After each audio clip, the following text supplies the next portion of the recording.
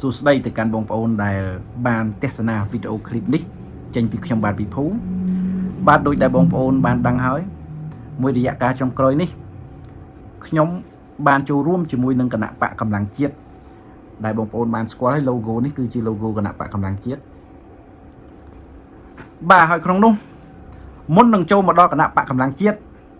ខ្ញុំបានចូលរួមជាមួយនឹងគណៈបកប្រជាជនកម្ពុជា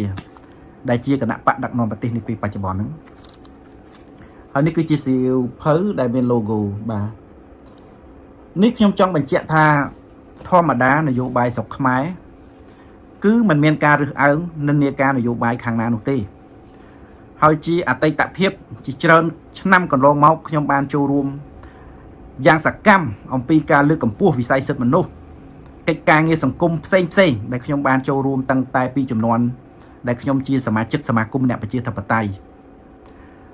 ជួយឃោសនាឲ្យគណៈបកសង្គ្រោះជាតិទៀតតាមបណ្ដាប៉ុស្តិ៍វិទ្យុផ្សេងនៃចំនួនមុនបោះឆ្នោត2013នោះហើយក៏បានចូលរួមជំរុញឲ្យបង្កើតគណៈបកប្រជាធិបតេយ្យមូលដ្ឋានផងដែរបាទច្រើនបាននិយាយពីការដើរ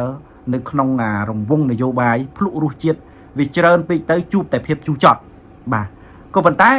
មកដល់បច្ចុប្បន្នវាទៅជាស៊ាំទៅវិញវាលែងមានអ្វីធ្វើឲ្យរកម្មចិត្តរបស់យើងទៀតហើយកាលណាយើងភ្លុកច្រើនពេកបាទហើយនិយាយអំពីគណៈបកកម្លាំងជាតិមូលហេតុអីបានខ្ញុំលើកយកមកនិយាយ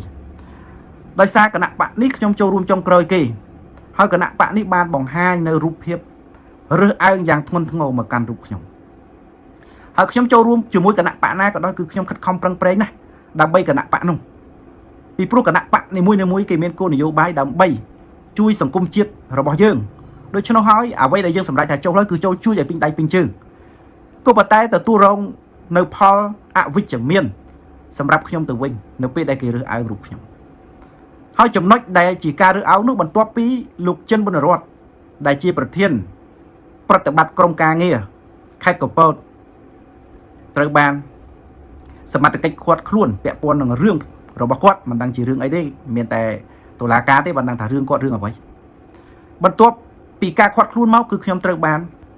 អ្នកនៅក្រោមលោកចិនប៊ុនរតបង្ខាំងមិនឲ្យចូលរួមរាប់បណ្ដាការប្រជុំគ្រប់កន្លែងទាំងអស់នេះហើយគឺជាការរើសអើងនិន្នាការនយោបាយខ្ញុំបានឆ្លងគណៈបកច្រើនដែរសម្រាប់គណៈបកស្រុកខ្មែរហ្នឹងគឺទៅតែប្រទះជួបនៅបញ្ហាដែលគេរើសអើងនឹងមួយទេចំពោះគណៈបកកម្លាំងជាតិនេះហើយការរើសអើងនេះមិនមែនខ្ញុំមិនរាយការណ៍ទៅលើទេខ្ញុំរាយការណ៍ទៅលើក៏ប៉ុន្តែវាមិនមានដំណោះស្រាយវាមិនមានកិច្ចប្រជុំណាមួយដើម្បីដោះស្រាយណែនាំថាមិនគួរណាថ្នាក់ក្រោមបើមិនដឹងថាគោលនយោបាយរបស់គណៈបកមិនឲ្យរើសអើងទេក៏គួរតែថ្នាក់ដឹកនាំខាងលើនោះណែនាំដើម្បីឲ្យជួបជុំគ្នារកដំណោះស្រាយថាកុំឲ្យរើសអើងផងដែរពីព្រោះថាសភៅបទបញ្ជាផ្ទៃក្នុងរបស់គណៈបកកម្លាំងជាតិនេះដែលខ្ញុំបានអានគេមិនឲ្យរើសអើងទេក៏ប៉ុន្តែវាយ៉ាប់តាមមនុស្សតាបើថាសភៅតាក់តែងមកវាល្អគ្រប់តែគ្នាហ្នឹងក៏ប៉ុន្តែអ្នកអនុវត្តនោះវារើសអើងតាំងពីខ្ញុំចូលស្ដីចូលថាឲ្យសំរងស៊ីនៅវិទ្យុអាស៊ីសេរីវាមិនគួរណាមានរូបភាពដូចនេះនោះទេបើយើងតាំងខ្លួនថាជាអ្នកនយោបាយហើយយើងដឹងហើយថាអ្នកនយោបាយសិតតែជាអ្នករងគ្រោះដូចគ្នាទេបើខ្ញុំចូលទៅគណៈបកប្រជាជនកម្ពុជាប្រជាពលរដ្ឋដែលមាននិន្នាការមិនពេញចិត្តប្រកាសជាគាត់មិនឲ្យតម្លៃមិនពេញចិត្តទៅលើរូបខ្ញុំនោះទេហើយបើខ្ញុំចូលមកគណៈបកកម្លាំងជាតិប្រជាពលរដ្ឋដែលគាត់មាននិន្នាការគ្រប់គ្រងគណៈបកប្រជាជនកម្ពុជាឬក៏គ្រប់គ្រងទៅលើគណៈបកណាផ្សេងនោះគាត់មិនពេញចិត្តខ្ញុំនោះទេហេតុអីបានយើងចូលរួមនៅក្នុងផ្លូវនយោបាយតែមួយបែរជាមានការរើសអើងគ្នាទៅវិញដូច្នោះហើយការផ្ដល់ឱកាសឲ្យមនុស្សទៅដឹកនាំនៅក្នុងស្ថាប័នគណៈបកនយោបាយវាសំខាន់ណាស់ចឹងខ្ញុំនិយាយនេះទៅដល់ថ្នាក់ដឹកនាំនៃគណៈបកកម្លាំងជាតិគួរតែសម្លឹងមើលមនុស្សណាដែលគាត់យល់ដឹងខ្ពស់ស៊ីជម្រៅនឹងនយោបាយសូមឲ្យមានការដឹកនាំ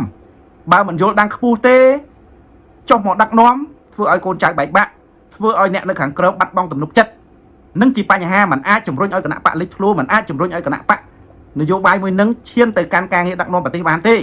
มันអាចធ្វើឲ្យប្រជាពលរដ្ឋមានការគ្រប់គ្រងបានទេបាទហើយសម្រាប់ខ្ញុំមិនច្រណែនខ្ញុំមិនដែលទាមទារទូនីតិណាមួយនោះទេ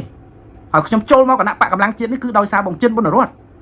ដែលគាត់ស្គាល់ខ្ញុំគាត់ធ្លាប់បានឃើញខ្ញុំគាត់ធ្លាប់បានដឹងអំពីអតីតភាពរបស់ខ្ញុំថាជាយុវជនសកម្មមួយរូបដែរនៅក្នុងសង្គម ban chỉ quật đó là cả ở trong châu rúm hỏi nơi không sẵn cắt thời con này không có bớt ní cáchประชุม លើកស្លាកគណៈបកគាត់បានប្រកាសនៅអង្គប្រជុំឲ្យខ្ញុំធ្វើរូបខ្ញុំនឹងធ្វើជាប្រធានយុវជនបំរុងនៃខេត្តកំពតហើយខ្ញុំមិនបានឡើងខ្លួននៅខ្ញុំក៏មិនបានទៀមទាអ្វីដែរក៏ប៉ុន្តែនៅពេលដែលអវត្តមានរបស់គាត់ធ្វើឲ្យរូបខ្ញុំមានការខកចិត្តយ៉ាងខ្លាំងដោយអ្នកនៅខាងក្រោមបង្ខាំងយើងមិនឲ្យទៅចូលរួមសកម្មភាពនយោបាយជាមួយសួរថាតើអ្នកធ្វើនយោបាយគណៈបកកម្លាំងជាតិថ្នាក់ដឹកនាំមានបានដឹងទេក៏ប៉ុន្តែដឹងគឺវាដឹងទៅហើយពីព្រោះថាខ្ញុំបានតំណាក់តំណងតាម Messenger ទៅកាន់លោកសុកកឹមសេងដែរហើយការផ្ដល់ចម្លើយរបស់គាត់នឹងសួរនាំរហូតដល់បច្ចុប្បន្នគឺគ្មានដំណោះស្រាយបាទខ្ញុំមិនចង់ឃើញរូបភាពគណៈបកមានការរើសអើងពលរដ្ឋខ្មែរដែលមាននិន្នាការផ្សេងនោះទេប្រសិនបើខ្ញុំជួបនិន្នាការគណៈបកប្រជាជនកម្ពុជាខ្ញុំចូលរួមជាមួយបកផ្សេងហើយយើងប្រកាន់ខ្ញុំដែលជាអតីតភាពជាសកម្មជនរបស់គណៈបកប្រជាជនកម្ពុជាហើយចូលលោកធ្វើនយោបាយដើម្បីខ្មែរឬក៏យ៉ាងម៉េចខ្ញុំខ្មែរតាគណៈបកណាក៏ខ្ញុំចូលរួមដែរហើយខ្ញុំចូលរួមគឺចូលរួមពេញដៃពេញជើងក៏ប៉ុន្តែបើរើសអើងនយោបាយយើងកុំធ្វើនយោបាយបើរើសអើងនិន្នាការនយោបាយធម្មតាទេមនុស្សម្នាក់មានគំនិតផ្សេងហើយពិសេសទៅទៀតអ្នកនយោបាយនេះគឺមានគំនិតច្រើនណាស់មានទស្សនៈនៅក្នុងការចូលរួមផ្សេងច្រើនណាស់យើងកុំរើសអើងខ្មែរដូចគ្នាតាខ្ញុំធ្លាប់ចូលរួមជាមួយគណៈបកប្រជាជនកម្ពុជាក៏ខ្ញុំមិនបានរើសអើងគណៈបកកម្លាំងជាតិដែរបើខ្ញុំរើសអើងខ្ញុំមិនទៅចូលរួមជាមួយយើងត្រូវបង្ហាញពីទឹកចិត្តមិនរើសអើងរវាងខ្មែរដែលមាននិន្នាការនយោបាយផ្សេងគ្នាបានយើងអាចរួមសុខរួមទុកជាមួយគ្នាបានហើយខ្ញុំសូមប្រកាសជាផ្លូវការចាប់ពីពេលនេះទៅគឺខ្ញុំបញ្ចប់ការចូលរួមជាមួយនឹងគណៈបកកម្លាំងជាតិ